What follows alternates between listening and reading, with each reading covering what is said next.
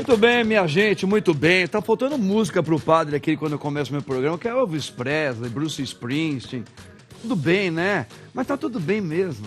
Porque hoje eu estou muito bem acompanhado também. O nosso programa Bendita Hora hoje tá especial, hein? Somente o padre Marcos aqui, de Man, e ó, rodeado das mulheradas aqui, hein? Que beleza.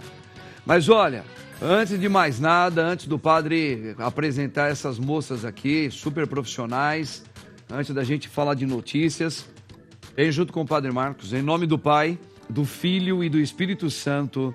Amém. Vinde, Espírito Santo, enchei os corações dos vossos fiéis e acendei neles o fogo do vosso amor. Enviai o vosso Santo Espírito, e tudo será criado, e renovareis a face da terra. Oremos. Ó Deus, que instruístes os corações dos vossos fiéis com a luz do Espírito Santo, fazei que apreciemos retamente todas as coisas, segundo o mesmo Espírito, e gozemos sempre da sua consolação, por Cristo Senhor nosso, assim seja. Rogai por nós, Santa Mãe de Deus, para que sejamos dignos das promessas de Cristo. Amém. Quem como Deus? Ninguém como Deus. Minha gente. Olha aqui, ó. Então vamos lá, hein? Programa maravilhoso ao vivo, aqui na Rede Vida e Televisão, Bendita Hora. E hoje o padre está muito bem acompanhado, como eu iniciei. Então vamos apresentar. Olha aqui, ó. A minha direita e a sua esquerda, ela que é uma jornalista super competente, tá? Já é muito conhecida no meio aí de vários programas de televisão. A nossa querida jornalista Elisângela Carreira. Carreira. É, de carreira mesmo. Carreira mesmo. Gosto de ser chamada também de Elis, tá? Elisângela, muito boa tarde, minha querida. Deus abençoe você. Amém, padre. Muito obrigada. Que momento mais abençoado. Era tudo que eu precisava hoje. Seja muito bem-vinda, viu? Obrigada, padre. Grande Elisângela, hein? Ó, e a minha direita também, ela que é psicóloga, já participou com o padre aqui, não nesse formato. Minha querida Luana. Tudo bem, Deus abençoe. Amém. Luana Obrigada Couto. pelo convite. Tudo bem? Bem, graças a Deus, Luana. Deus abençoe Boa você, tarde viu? a todos. Boa tarde aqui, meninas. Tudo Isso jóia? aí. Grande Luana. Meu lado esquerdo, seu direito, ela que é doutora, cirurgiã vascular, doutora Mariane Mendes. Doutora, Deus abençoe. É um prazer estar aqui com vocês. Maravilha. Grande doutora Mariane, hein? Vascular, hein? Cirurgiã. Conhece muito, hein? Vamos lá. E ela também, na primeira vez aqui no meu programa, ela que é biomédica e ozonioterapeuta. Isso aí. É a nossa querida Raquel Andrade. Raquel, boa tarde. Boa tarde. Seja bem-vinda. Muito obrigada pelo Maravilha. convite. Grande Raquel também. Gente, olha, vamos aproveitar essas moças aqui e vamos colocar um pensamento. Eu queria ver um pouquinho a opinião de vocês no pensamento do dia. Vamos lá. Solta aqui, ó. Seja grato por tudo o que acontece em sua vida, viu? Ó, tudo é tudo, tá? Não é só grato porque tá tudo bem, não. Vamos lá. Grato por tudo o que acontece na sua vida. É tudo uma experiência. E aí, o que vocês acham disso? Eu já dei uma introdução aqui, é assim, bem proposital. Tudo é tudo. Ser grato por tudo. Por momentos que eu passo também por perseguições, por perdas, por momentos de conquistas, de alegria, por tudo. Vocês concordam com isso? Lógico, eu acho que cada um tem seu deserto. A gente tem que passar por ele, para a gente sair mais fortalecido diante de todas as circunstâncias. Há o desespero, há a tristeza, a angústia, mas quando a gente está com Deus e tem fé, tudo se fortalece. E o deserto vai ficando cada vez menor, até chegar aquele momento que a gente dá graça, que a gente tanto espera. Começa a ver dar um sentido no meio desse deserto, né? Os sofrimentos também nos fazem ser gente capacitada. E grandeza, né? Crescer, né? Sim. Um pouquinho na... O processo acontece no deserto, né? Acho que a gente tem muito a aprender com ele. E a gente não pode ficar reclamando de algo ruim que possa acontecer na nossa vida, porque às vezes são portas de bênção que a gente tem, que é para o crescimento, para a sabedoria, né? Para aumento, para a construção como pessoa. Claro. E muitas vezes nos momentos aflitivos, nos momentos de maior angústia, são as grandes viradas de chave. Então, os grandes momentos acontecem não é quando você está bem, é quando você tem que sair do seu conforto, é quando você tem que sair do seu comodismo e você precisa virar a chave. Então, a gente tem que ser grato. É difícil no momento ser grato? É. Muitas vezes a gente reclama mais do que agradece? Sim. Mas a gente também consegue olhar para trás e falar, poxa, se eu não passasse por aquilo, hoje eu não seria quem eu sou. Então faz parte, é importante. É importante. Eu gosto muito de falar, né, da aplicação da saúde mental e na vida real, né, não só da teoria. No momento que, principalmente, os pacientes estão passando ali por dores, ou na vida real, aqui no dia a dia, fora da terapia mesmo, a gente quer fugir porque está doendo. A gente não quer... E talvez é o momento onde a gente mais tenha que olhar para aquela ferida e entender o que ela está dizendo para a gente. Isso. Então, eu até falo às vezes assim, vamos fazer uma reflexão sobre isolar um pouquinho a dor e olhar o que ela nos diz. Ela tem recados ali importantes. E outro ponto importante também que eu gosto de trazer são inspirações. Steve Jobs, ele falava assim, né, no final os pontos se ligam, lá na frente você começa a entender. Então, às vezes você está sofrendo porque é alguma frustração e aquele não foi essencial para que você pudesse então construir algo ou melhorar como pessoa. Então, em algum momento você entende as coisas se conectando, né? Beleza. Tá vendo, gente? Olha, eu gostoso ouvir, né, a opinião de cada uma delas, e a gente aprende muito com vocês também. Nosso Senhor Jesus dizia sempre também, né, que tudo que lhe acontece, agradeça a Deus, porque entra muito nisso que vocês estão falando, né? E uma palavra que eu acho que completa muito o que ele também disse é que a salvação para viver o chamado primeiro nosso, que é uma vocação de todos nós, né? Para quem crê em Cristo, é ser santo. E hoje é uma palavra, inclusive da liturgia da igreja hoje, é desapegar. Amar sem se apegar com nada, não se apegar com mãe, não se apegar com os filhos, olha o desafio.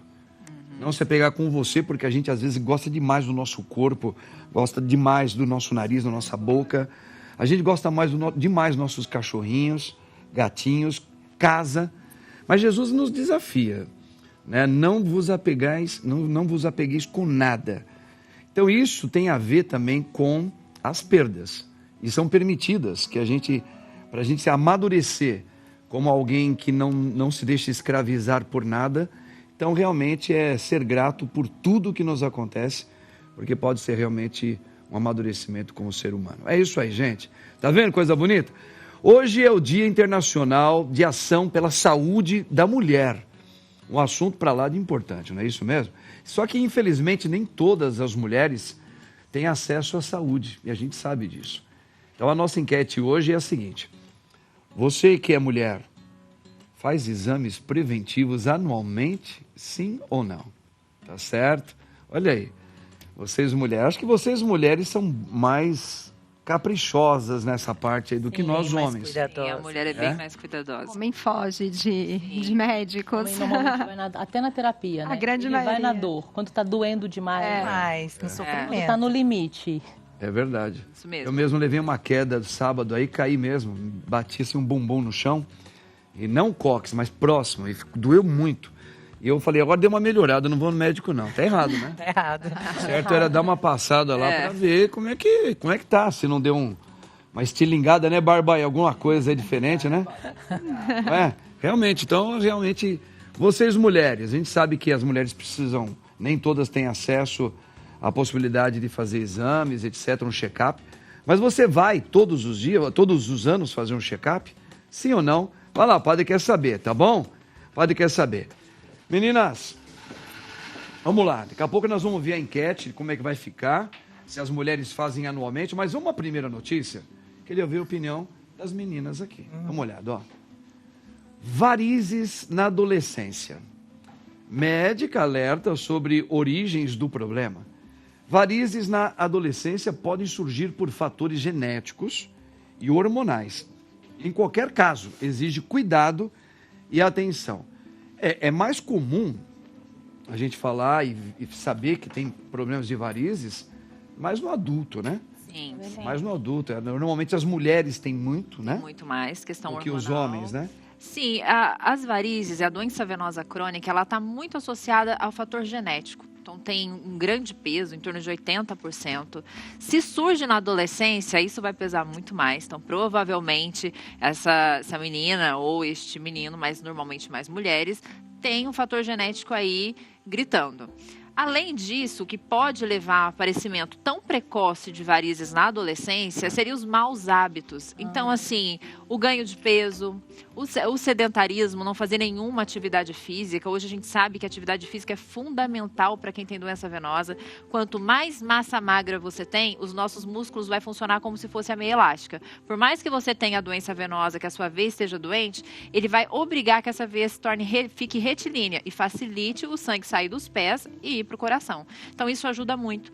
Outro fator também a se pensar na adolescência, a questão hormonal, a puberdade, essa criança, adolescente pode ter tido um bom hormonal aí, ter como uma complicação associada ao fator genético a surgimento de varizes.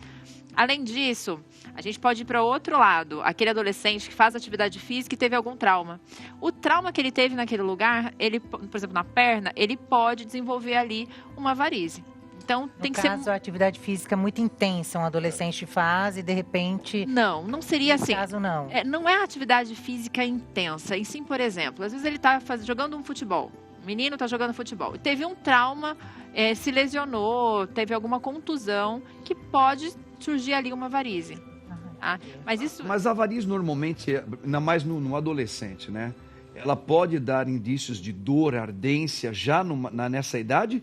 Ou isso é mais para as pessoas mais velhas? Os sintomas, ele é muito único, né? Por mais que a gente... o ser humano, ele não é... A doença, ela evolui de forma igual. Mas o ser humano é muito único. Cada um vai ter uma característica. Mas pode, sim, ter sintomas. Às vezes, ele não tem uma varize exuberante. Às vezes, vem uma menina que tem aí seus 17 anos com queixa de dores nas pernas. A primeira, você nunca vai pensar logo de começo, não, acho que ele tem insuficiência venosa. Não, a mãe não vai levar logo de começo num vascular. Então, pode sim ter sintomas. Entendi. Tem algumas varizes que elas são mais salientes, né? Isso, mais... Lembro que o meu pai era ainda novo, ele tinha aqui na batata da perna, ele tinha pareciam 2 raminhos assim, meio sobressalientes, assim. E agora, quando eu cheguei nos meus 49 anos, isso faz uns 2 anos atrás, eu percebi que eu também tenho numa perna minha, meu irmão falou assim, olha, você tem uma varize, parece que lembra do pai. Eu nunca percebi, mas não sinto nada. E ela tem ela é meio suerguedinha, sabe? Não é só aquela que você olha assim e vira esverdeadinha. Não, ela tem Você percebe que ela tem... Mas dependendo do esforço, ela aparece mais. Ela aparece mais, ressaltada, né? A característica é importante aqui ressaltar, para quem está assistindo, que assim, tem pessoas que, por exemplo, fazem atividade física e a gente acaba visualizando muito as veias. O que determina se é uma doença venosa ou não, se essa veia é doente ou não, é se ela é uma veia tortuosa, se vem acompanhado de sintoma. Então, nem tudo é varize, nem toda veia que você vê é uma veia doente. É importante a gente ter essa noção. Muita gente que treina tem as veias bem saltadas. Vascularização, na verdade. Né? Porque eu faço agachamento. Verdade. Mas eu faço agachamento, eu mexo muito com as pernas. A panturrilha. Muito. Isso, é muito importante. Eu tô muito forte, Barbar. O doutor aqui me acalmou, poxa vida. Sei que a minha carreira estava chegando no final já. Panturrilha não, o segundo coração que falam? Isso, ela é o segundo coração. Beleza, hein? Posso fazer uma pergunta sobre isso? Será que a alimentação, que hoje, né, ela tem muita influência de fertilizantes e tudo mais, altera também a questão hormonal? Olha, a questão hormonal em si não seria tão efetivo, né? Vai alterar a questão hormonal, mas quando você desembrulha muito, descasca pouco, você está consumindo muitos produtos, muitas calorias. Então, quando você vai para o natural, você tende a ter menos radicais livres, porque você está consumindo o in natura, você está consumindo uma fruta, você está consumindo uma proteína. Então, a ideia do desembrulhar menos é que tem que ser levada em consideração. E não se ficar se preocupando, mas tem aquele químico, aquele não. Mas se você já fizer isso, já ajuda. Você já vai tirar de... O próprio processo de detoxificação do organismo, né? Isso já ajuda muito em toda a área da saúde. Seja ela estética ou de saúde, é fundamental. Você sabe que a doutora aqui, vocês mulheres, me aliviaram muito, porque eu tava com essa varize, que eu acho que é, mas eu acho que Não, é já muda o força. nome agora, já não Agora pensa é mais o força, que né? é. É vascularização. É. Vascularização. Dá uma olhada para ver. Vamos, meninas. Vamos a outra notícia, dá uma olhadinha aqui, ó. Um relatório revela poder das fake news durante a tragédia no Rio Grande do Sul, gente. Olha isso aí, ó. Entre 2 e 16 de maio, posts, né? Sobre notícias falsas sobre a calamidade no Rio Grande do Sul atingiram 50 vezes mais usuários do que os outros conteúdos. Gente, isso é uma coisa terrível, é um crime, é uma das coisas mais tristes que a gente pode ouvir, esse crime através desses fake news aí, porque ao mesmo tempo que a gente fala que o povo brasileiro, vitimado ultimamente por tragédias como esse, depois ele tem aquela coisa do povo que é muito generoso, é um povo que se ajuda, o brasileiro se ajuda muito um outro, de norte a sul, leste a oeste. Mas quando você vê que existem grupos pequenos, mas existem, de pessoas que fazem fake news, isso é a tragédia é essa também. Isso é uma coisa que é um crime e que nós não podemos permitir isso nunca. Nunca. Minha querida Elisângela, você é jornalista, você sabe, você é uma mulher já que conhece muito esse mundo do jornalismo e você sabe como é horroroso ter esse tipo de fake news com esse tipo de coisa no momento de tragédia, pô. É triste porque é uma desinformação em massa. Então, você imagina aquela informação sem apuração nenhuma, Sim. sem fonte nenhuma, é passada adiante e isso pega toda a massa. Sim. E todos acreditam, de fato. Imagina, no momento de uma tragédia, vários vídeos circulando, a situação muito delicada, aí aparece uma informação, as pessoas na hora vão acreditar. Claro, e tá todo mundo comovido. Exato, todo mundo triste, Claro. todo mundo tentando ajudar, aí chega aquela informação, aí só depois de um tempo se descobre que aquilo era falso. Foi falso, uma Um pura alerta mentira. errado, mentiroso. Exato, como imagens apareceram, como coisas, informações falando sobre desvio de verba, sobre doações, tudo. Imagens antigas, de enchentes antigas, Olha que isso. viraram atuais, imagens atuais. Então, tudo isso é fake news. Então, assim, a internet, eu digo, até os meios de comunicação, assim, no geral, vamos dizer assim, acaba se valendo de uma situação tão triste dessa, tão caótica, para fazer notícia, para ter engajamento. Mas como que Pra ter como notoriedade. que os telespectadores, as pessoas vão ter essa sensibilidade de perceber que isso é um fake news? É pesquisar a fonte. Temos que pesquisar, Tem é que isso, pesquisar. tem De que- onde veio a notícia? Tá lá. Não tem a fonte, de onde veio, de que site saiu. De Procurar qual... sempre a fonte. Sempre a fonte. Tá. De onde saiu essa notícia? Porque geralmente fake news não tem de onde. Cadê? que você Cadê a vai informação? Você vai pesquisar. pesquisar e fala. Ou tem assim, né? Segundo fontes. Segundo fontes. E nunca tem a Então, fonte. assim, olha, Entendeu? segundo tal situação, fulano teria feito. Então, assim, tem que ser uma coisa muito, muito apurada. Todo jornalista, de verdade, apura a informação para ser colocada no ar. Assim como é feito aqui, por exemplo. Em todos os programas da casa. É tudo apurado para colocar no ar. A gente não vai colocar aqui uma médica fake para falar de um assunto tão sério. Claro. Mas, às vezes, tem gente que faz isso. Então você reparar que isso é uma coisa do capeta, né? Agora vamos lá. Porque o Agora, capeta, ele mente. Ele mente. E assim, segundo fontes, que fontes? Não tem, é o capeta falando. Não, assim, segundo uma fonte que não quis se identificar... É o capeta. Não, sempre pensa assim. Porque assim, se você não apurar e não souber de onde está vindo essa informação, não acredite. Não acredite. Eu falo isso para todo mundo.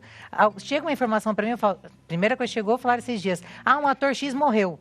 Eu falei, nossa, calma. Falei, não, vou apurar. Não tinha morrido, ele tinha recebido alta do hospital. Aí. E a informação já estava assim, que estava todo mundo num consultório médico achando que ele tinha morrido. Porque a informação chegou assim, vem no WhatsApp, vem do YouTube, vem de outros canais. E são pessoas que fazem isso, que geralmente não são jornalistas. agora, pode falar. E assim, um questionamento que eu te faço como alguém que convive com a TV, mas do outro lado. Você acha que tem uma certa manipulação dentro do próprio jornalismo? Porque assim, falar de fake news que eu gero é uma coisa. Eu quero saber o que você acha disso dentro da sua área, do seu meio. Olha, é uma situação bem difícil. Eu acho que toda emissora ou meio de comunicação, acredito que tem que ter ética. Né? Então, quando você não tem ética, não tem como fazer um jornalismo competente, digno de entrar na casa de uma pessoa. Mas, com certeza, de alguma maneira, existe algum tipo de manipulação. Depende do meio de comunicação. Sim. Então, eu acho que a ética tem que prevalecer, independente de qualquer coisa. Né? O trabalho sério do jornalista foi isso que eu aprendi lá atrás. Né? Apurar, fazer o certo. Se eu não tenho a informação, eu não passo adiante. Sempre foi assim comigo. E já aconteceu com colegas que não tinham informação, não apurou e passou para frente. Só que eu não trabalho assim. Sim. Só que colegas, às vezes, trabalham assim. Mas por quê? Para ter o exclusivo, para ter o novo, para entrar ao vivo, para chamar atenção. Tem aquele gatilho para todo mundo E isso não se dá também só em jornalismo. Tudo, isso né? É em tudo. né? Procedimentos, tratamentos, e aí inventam várias coisas de que pode ser ou não verdade. E a pessoa que é leiga no assunto também... Muita gente fez agora, com a tragédia do Rio Grande do Sul, foi pegar imagens, fotos, depoimentos e começar a colocar nas redes sociais para engajar, porque a gente sabe que o TikTok monetiza, então começaram a monetizar em cima da tragédia. Horroroso isso. É horroroso, É gente. crime, é crime. Vou até aproveitar, né, para de alguma forma falar, olha, eu vou ajudar, segue aqui meu Pix. Agora, tem um outro ponto que eu gostaria de trazer aqui uma reflexão, olha só. Atingiram 50 vezes mais usuários do que outros conteúdos. E se a gente observar, se a gente pegar uma amostra aqui de fake news, a forma com que ele é construída, né, uma fake news ela é construída, normalmente ela tem ali um elemento que é para chamar a atenção realmente. Então, assim, morreu. Até do sentimento, Ou, inclusive, eventualmente, nesse caso. assim, olha, bomba, traição. Tem ali, normalmente, algum tipo de elemento que traz essa questão que também atrai as pessoas. Sim. Que é, normalmente, assim, o trágico, a dor do outro. A normalidade. E aí, um ponto que eu falo muito sobre saúde mental é que, assim, a gente constrói saúde mental vivendo. Não é. Entende? A gente, não adianta você falar assim, olha, as pessoas vão para terapia normalmente, né? Eu estou deprimido, estou com ansiedade, enfim, beleza. Mas como é então que eu faço saúde mental? Eu vou caminhar no parque? Não é só isso, é também o que você escolhe fazer no dia a dia. E quando você escolhe pegar um conteúdo e deixa eu ler isso daqui. É uma fofoca, e eu já sei que ela é tendenciosa. Ela está propagando aqui, por exemplo, algo relacionado à dor de alguém. As pessoas precisam ter essa consciência. Isso também reverbera na dor de alguém, no mal de alguém. Você está replicando. Mas não fui eu que fiz, eu só estou compartilhando. Então, também tem essa questão da consciência, né? É por isso que a gente está tendo uma luta muito grande, até pelos canais de televisão. A gente está lutando todos contra exatamente isso mesmo, porque isso aí virou um crime, né?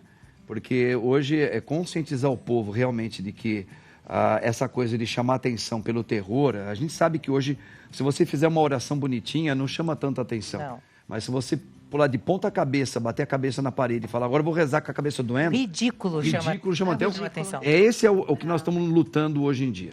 E no próximo bloco, o padre abraça você, porque o assunto tá quente aqui, hein? Tá quente, hein? Já, já. Grande Barba.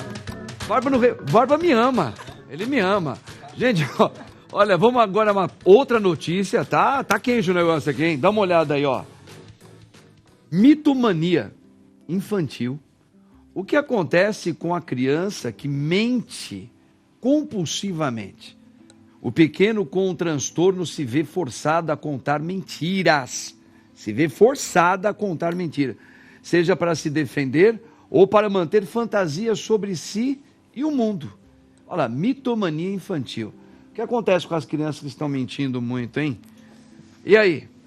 Antigamente a gente tinha o pai e a mãe, mas claro, cada caso é um caso. Tem crianças que às vezes têm algum probleminha, assim, que tem que ser verificado pelo médico, psicólogo, psiquiatra. Mas normalmente a gente também... Tinha uma psicologia que o meu pai usava, minha mãe também, quando a gente queria mentir, que era a cinta. Tinha cinta, mostrar o pai, só olhar para a cinta assim, pegava assim, ó. A gente, o que foi que você falou? Que conversa é essa? Não, pai, desculpa, eu menti, foi brincadeira.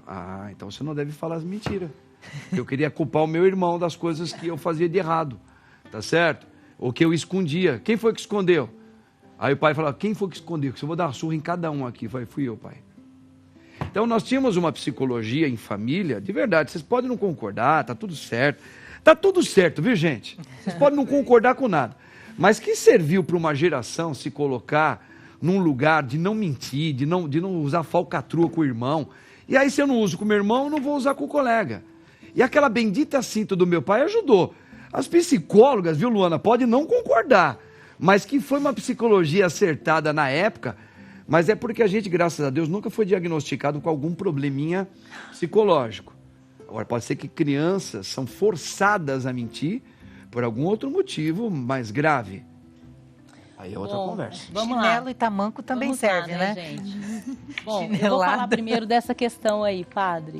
E vou pedir licença para trazer aqui pontos importantes, que é assim, hoje, se a gente erra no trabalho, se, por exemplo, deixar cair aqui, né, a caneca, algum de vocês, e alguém bater a mão na mesa e falar assim, não pode... Falar um pouco mais alto, bater a mão na mesa, isso será extremamente hostil, constrangedor. E no nosso cérebro, a área que sente essa violência emocional é a mesma que sente a violência física. Isso, de fato, nos afeta. Sim. Então, a gente não pode entender que com o adulto isso ofende, com a criança é diferente. A criança ela é tão humana quanto a gente. E pior, né, a criança... por ser pequenininha, ela ainda está com o cérebro em formação, ela ainda não tem, ela não absorve todas as regras. E assim, a parte responsável por regular as emoções, empatia, avaliar riscos, conseguir planejar, conseguir inclusive controlar as impulsividades, ela começa a amadurecer dos 3, 4 anos e só está plenamente madura aos 25. Nesse caminho, a gente precisa aprender cognitivamente regras, a gente precisa aprender um monte de valores da família. Então, quando chega lá, você tem uma bicicleta e você cognitivamente aprendeu essas coisas e você vai usar essa área do seu cérebro pronta. Se desse muito certo essa questão do bater, hoje nós teríamos uma sociedade onde as pessoas respeitariam mais, elas não matariam no trânsito, elas não fariam coisas assim. O que acontece para muitas famílias, que até assim, pessoas falam assim, olha, isso serviu, olha como eu virei uma pessoa digna, é que naquela época os pais tinham como convenção, né, as famílias, de que, olha, eu preciso sim ter austeridade ali com meus filhos para educá-los. A mesma figura que mostrava a cinta também era aquela que dava amor, também era aquela que dava limites, era aquela também que estava ali trazendo valores, era aquela que estava trazendo segurança emocional. Então, ela também acreditava que estava fazendo a coisa certa. Por isso que muitas pessoas falam assim, eu virei gente. Mas não é uma verdade que não gera problemas, porque hoje nós temos no Brasil um grande índice de depressão, de pessoas com depressão, com crise de ansiedade. E o Brasil, ele lidera um dos rankings de pessoas com problemas, né, doenças mentais, e inclusive de uso de remédios de uso controlado. Nós temos muitos problemas. Luana, mas eu concordo com você em partes, eu concordo sim. A criança ela precisa de amor, respeito e limites. Mas isso é como nós falamos a semana passada de uma outra notícia também que teve aqui, que falávamos o seguinte, é uma verdade, mas não para todas as classes. Né? Acho que muitas vezes alguma notícia que nos é posta, elas são verdadeiras dentro de uma dimensão familiar, de uma realidade que ela é verdadeira, mas às vezes não é a mesma que está acontecendo ao redor da nossa realidade brasileira. Então, por exemplo, como você falou, existem famílias que realmente tiveram o uso da cinta para o filho não mentir. Mas, como você falou, é verdade. Dava amor, dava carinho também, sabia conversar. Dava limite. Dava limites. Então, isso realmente acertou. Olha, hoje eu sou porque eu tive uma família que, se precisasse força, meu pai vinha e dava uma palmada mesmo. Sim. Mas meu pai era muito carinhoso, meu pai conversava muito. Agora, infelizmente, a gente sabe que tem muitas famílias que o pai não bate, não faz nada, mas o pai é ausente, é o pai extremamente calado, tá? Não manifesta nenhum pouco de preocupação com o filho e com a filha. Então, existem casos e casos para a gente colocar algum recado como Sim, na verdade, total. eu não sei, pode discordar, eu não sei se vou estar falando assim, mas assim, um pouco que eu tenho de sensação é que nós criamos, né, nós viemos como pessoas, criamos pais e mães frágeis. Entende? Eu acredito Falando muito... Hoje nós somos pais e mães frágeis. Então, pai e mãe que acha que filho tem que ter tudo, filho tem que fazer... tudo é para o filho, não pode dizer não. Então, são pessoas frágeis. E que falta o quê? O respeito, a autoridade. Pai e mãe tem que ser autoridade. Eu acredito muito na disciplina, muito na conversa. Eu tenho um filho de 5 anos, eu converso muito com ele. Mas se eu precisar mostrar que quem manda aqui sou eu vou mostrar. Sim. E ele sempre me respeita, ele não passa limites. Eu acho que o pai e a mãe hoje quer que o filho ame. Mas antes de amar vem o respeito. E o respeito traz o amor. Exato. Então, a gente começou a fazer com que os valores fossem perdendo. Está certíssima. Entendeu? E assim, você não precisa bater para trazer limites. Não. Você pode fazer isso de maneira respeitosa. Nós temos realmente hoje uma falência dessa estrutura familiar. E nós temos também uma inversão de valores. Que assim, olha, eu dou coisas, mas eu não dou meu tempo. Isso. Entende? Pela ausência, A né? falta desses limites, a falta de regras, a falta de estabelecer e manter o não. A falta de, inclusive, falar o seguinte, olha, por exemplo, celular, que é uma questão muito polêmica, né? Não tem que ter essa questão de, olha, meus assuntos aqui, ó, minha senha do celular. Não, querido, você é menor de idade, você não responde por você. Entendi. Eu tenho que acompanhar o que você usa. Eu vou te dar com responsabilidade, você não tem essa liberdade para usar o que você quiser. Tal como na sua época, seu pai devia falar assim, você vai brincar nessa rua até ali e não passa dali. Isso. Ah, você não foi, passou dali? Então é o seguinte, amanhã você não vai brincar, você perdeu minha confiança, até você restabelecer, a gente vai fazer um novo combinado. O limite eu posso estabelecer dessa forma. A gente tem que lembrar uma coisa, gente, a violência, ela é viciante e progressiva. Então hoje, e olha só, a criança ela não vai deixar de reagir sendo criança. E ela não vai amadurecer porque ela está apanhando, ela vai ficar com medo. Uhum. E diante do medo, inclusive, a criança ela pode mentir para o quê? Para falar aquilo que você quer ouvir.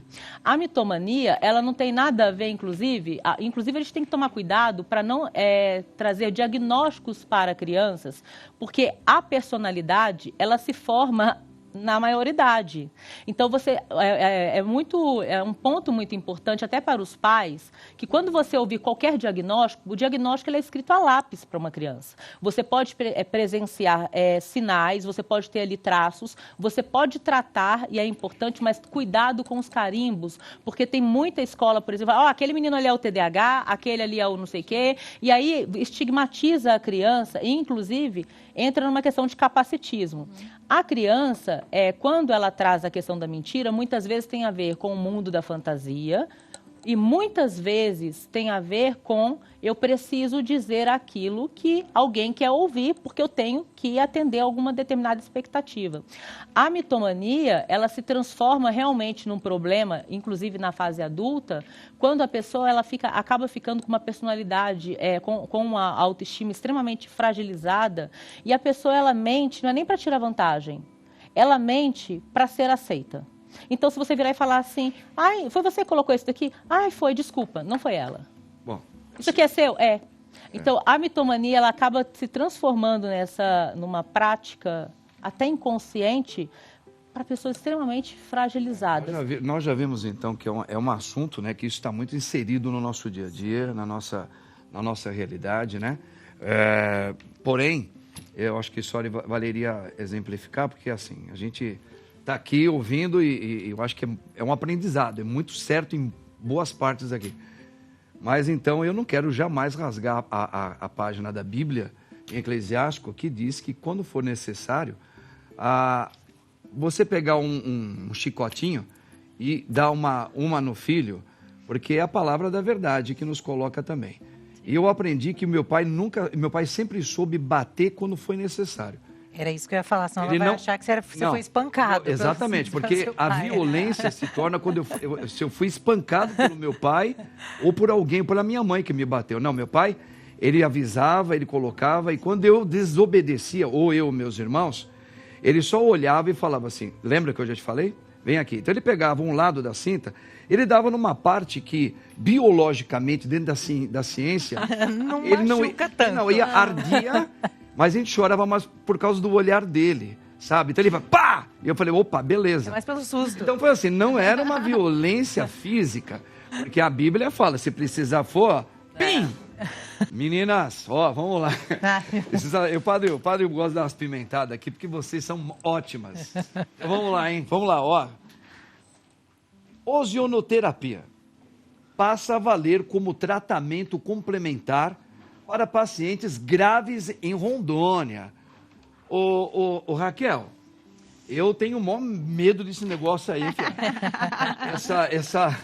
Essa Perca o medo. ozonoterapia aí. Eu tenho medo, eu ouvi falar, não sei se vocês já ouviram falar, que é um gazinho, que você injeta numa parte do corpo humano e que tem gente que não tá tudo certo, né? Mas diz que faz um bem tremendo. Explica melhor essa conversa aí que o pessoal de Rondônia tem com pacientes graves lá em Rondônia, tá tendo grandes Vamos lá. proveitos sobre isso.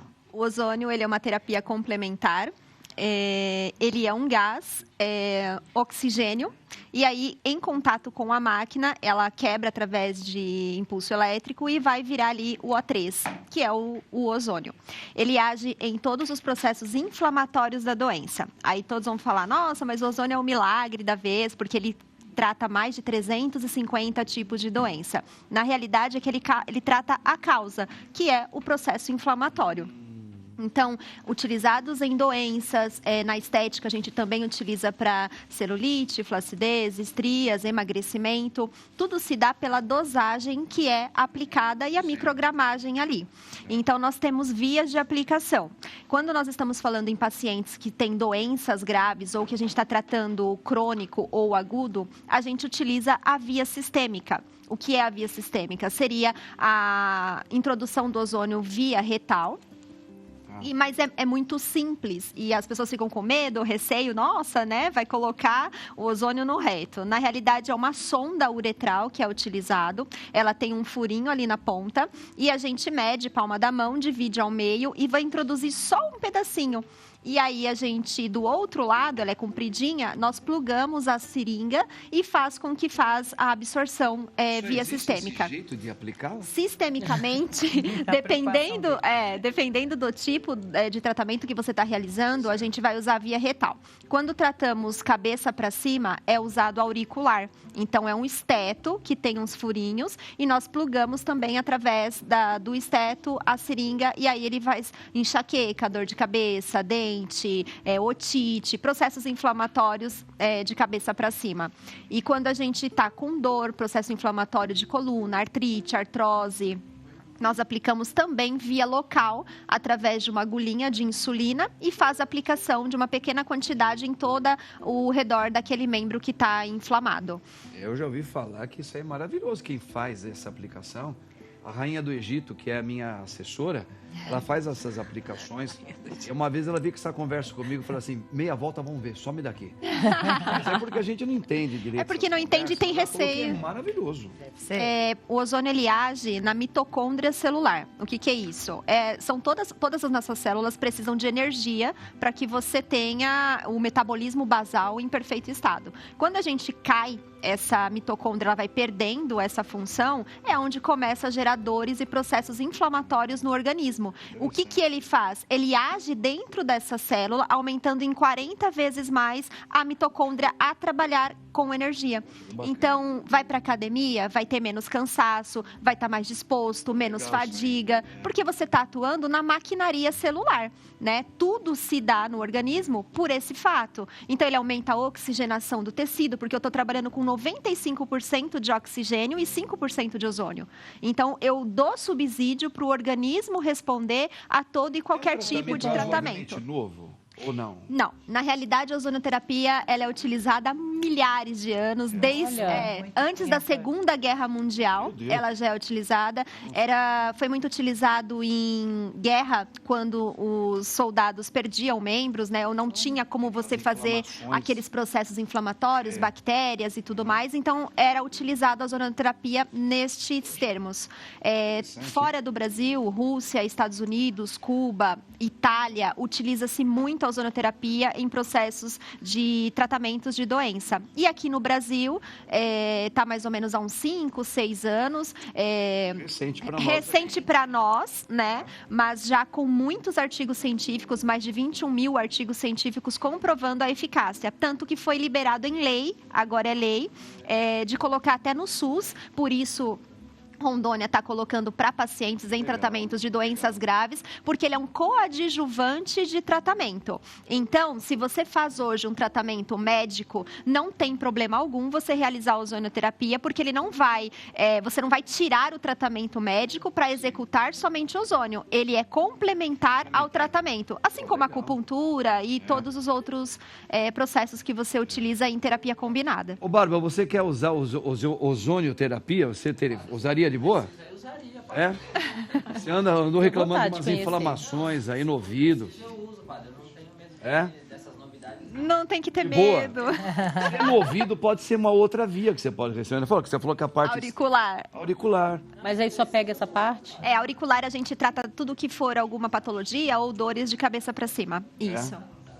Ó, legal, mas bacana isso aí, né? Demais. Nossa, para mães então, hein? Já- Dá aquela relaxada, né? Maravilhoso. E já está sendo assim, alguns, né, dentro da cirurgia vascular, a gente tem tratamento de feridas. Então, dentro do tratamento de feridas, tem algumas pessoas que já fazem uso também da ozonioterapia. Porque, segundo, né, alguns artigos, a ozonioterapia, ela é bactericida. Então, Olha que legal. diminui a flora ali. Então, Bactericida, fungicida, eu trato muito na minha clínica pés diabético, feridas, escara, fecho, deiscência de mamas, pessoas que fez processo cirúrgico e abriu, eu tenho várias, né, cases de sucesso de você fechar realmente a ferida com 10, 14 sessões de tratamento, que nem hiperbárica conseguiu fazer esse processo de cicatrização. Parabéns. Então, é maravilhoso. E trabalhar também com câncer, eu trabalho bastante na clínica com pessoas que Ela também ajuda. regredir e também não ter os efeitos colaterais da quimioterapia. Porque a pessoa, ele trabalha no sistema imune. Então, ele aumenta a imunidade, dependendo da concentração e das microgramagens que falou você ela é deposita. uma complementação junto com a É medicina. complementação. Várias meninas que tiveram câncer e eu fiz esse tratamento, remissão do tamanho ali do tumor e os processos As de reações praticamente zero da químio, porque você devolve energia e é onde a nossa célula está Parabéns, hein? prejudicada. Olha, tirou todo o meu preconceito aí, que eu tinha um pensamento Já meio tá. errado. Caminho andado para...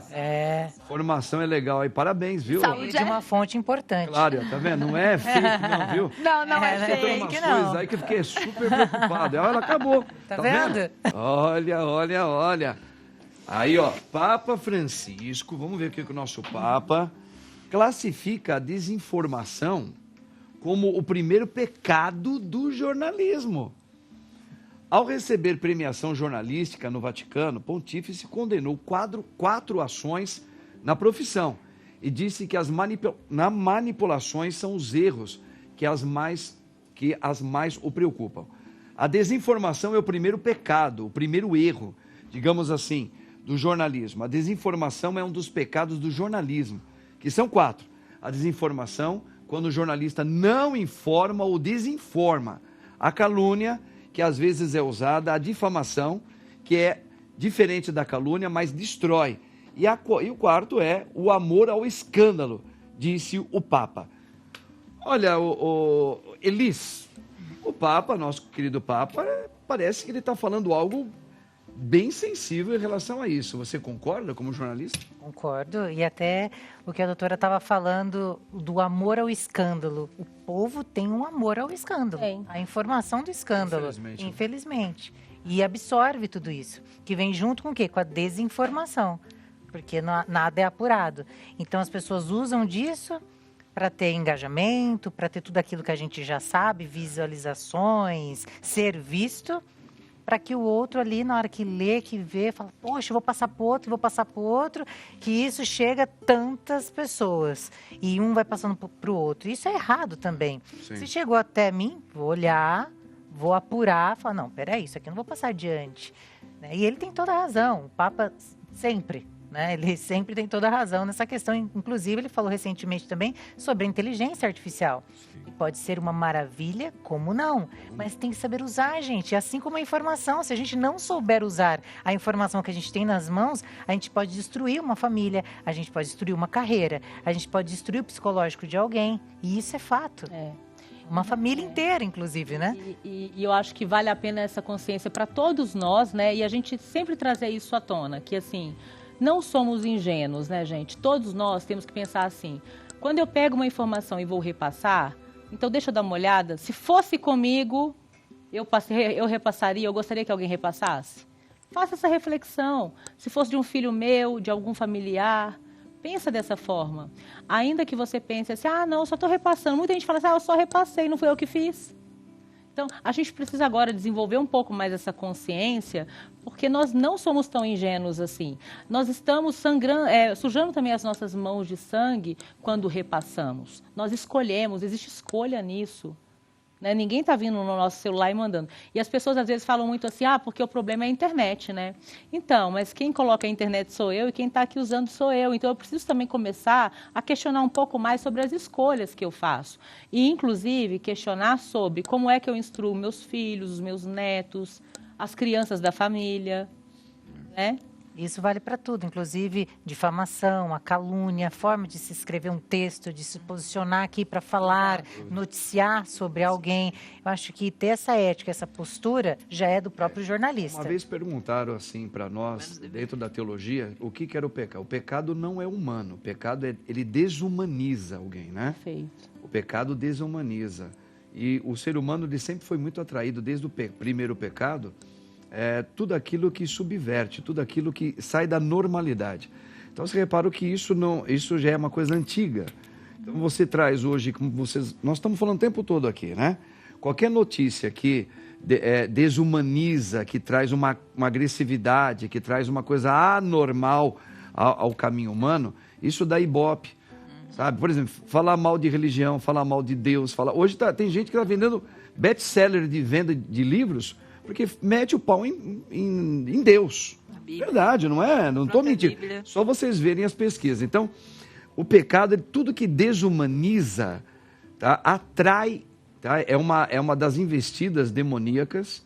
Tá? Então, a gente vê isso o quê? No jornalismo, na internet, nossos jovens entrando nisso, e todo mundo quer se dar bem, criando esses fakes e etc e tal, que a gente está vendo aí. Desconstruindo uma informação. É a mesma coisa desconstruir a Bíblia. Desconstruir, é isso que desconstrói o ser humano. Né? Desconstrói e faz o outro acreditar. Dá uma olhada nessa outra notícia aqui, gente. Ó. Vamos o quê? Essa aqui, ó. Hemodiálise segura depende de cuidados com a saúde vascular. Como o procedimento requer muito da veia, é necessário atenção e acompanhamento dessa fístula. É importante evitar qualquer tipo de trauma no local, assim como pegar peso e medir a pressão arterial nesse braço. É isso mesmo, doutora? Sim, a hemodiálise, para quem não sabe, quando o paciente vai fazer hemodiálise, né, a gente constrói ali, a gente faz uma arterialização da veia. Então, a gente pega a veia, pega a artéria e conecta para que esse sangue possa fluir naquela região em um volume adequado e a gente conseguir fazer a hemodiálise. Então, esse paciente, a gente já tem toda uma cautela com ele, já vem sendo trilhado. Antes mesmo de entrar em processo de hemodiálise, então você faz a maturação, constrói essa fístula, normalmente é no braço não dominante, você constrói essa fístula, matura, para quando ele entra em hemodiálise, essa fístula já esteja maturada, né? Ou seja, já está ali formada, cicatrizada para poder ser utilizada. É interessante ter todos os cuidados, sim. Então não pode fazer, não é pegar peso, tomar cuidado para não ter trauma no local, porque isso pode romper, pode sangrar, levar até a morte, sendo bem extremista, mas o paciente que já tem, ele conhece, ele sabe que tem, então ele sabe cuidar, sabe dos cuidados. E isso a fístula ela é muito importante para o paciente. A gente sempre começa a fazer essa fístula da periferia, né, do distal para o proximal, porque às vezes o paciente ele vai ficar na fila de espera, às vezes, por um transplante muito tempo. Então, a gente toma-se muito cuidado, porque para a gente é muito precioso. Uma pessoa que necessita fazer hemodiálise, ele precisa estar em que circunstâncias de saúde? Só para as pessoas entenderem. Olha, o paciente que vai fazer hemodiálise é aquele paciente que o rim já não filtra mais. Então, assim, aquele rim já não está realmente funcionando, não está filtrando nem o mínimo. Então, ele começa a ter uma elevação de alguns pontos, como a creatinina, a ureia, ficam muito elevados nesse paciente, a ponto de o paciente precisar realmente de uma máquina para filtrar. Poxa vida, que coisa. Então, é uma doença que, infelizmente, está aí e a gente precisa tratar. Mas eu acho que antes de falar de tratamento, a gente precisa falar de prevenção. Então, não consumir, o paciente cuidar da hipertensão, porque a hipertensão ela vai gerar com o tempo. Esse paciente pode ter problema nos rins, cuidar do diabetes. O paciente que já tem histórico de renal na família, fazer acompanhamento com o nefro, isso é muito importante. Gente, olha que o nosso tempo praticamente terminou, mas queremos ver aqui como é que ficou aquela enquete, hein? Vamos ver como é que o povo respondeu. Olha lá, ó. Você, mulher, faz exames preventivos anualmente? Sim, disseram que 74,4% disseram que sim. Olha, a maioria, né? E apenas 25,6% diz que não. Mas ainda existe uma porcentagem significante, né? Meninas, eu agradeço por demais a presença de todas vocês aqui. Raquel, muito obrigado pela sua participação. Obrigada a você, foi um prazer estar aqui com todas vocês, conhecê-los, foi fantástico. Que maravilha. Doutora Mariane, mais uma vez, muito obrigado. Sempre um prazer, padre. Muito bom estar aqui. E espero vir mais vezes, né? Virá, com a graça de Deus. Elisângela, jornalista, eu gostei muito de você também, conhecê-la. Também, padre, que satisfação. Obrigado, Obrigada, viu? Sua bênção. E a nossa querida Luana também contribuiu muito aí, bacana. Luana Couto, psicóloga, obrigado. Obrigada, Luana. padre, me chama, hein? Te chama. Legal. Gente, olha isso aí, ó. E o padre hoje tem logo mais às 19 horas, aquele momento lá de oração forte lá na paróquia. Você pode me seguir pelas redes sociais. Que Deus abençoe você, no nome do Pai, do Filho e do Espírito Santo. Amém. Tchau, gente. Até a próxima. Olha o Elvis aí, ó. Eu gosto disso. Walking through a party in the county jail. The prison band was there, they began to wail. The band was jumping and the joint began to swing. You should have heard those knocked out jailbirds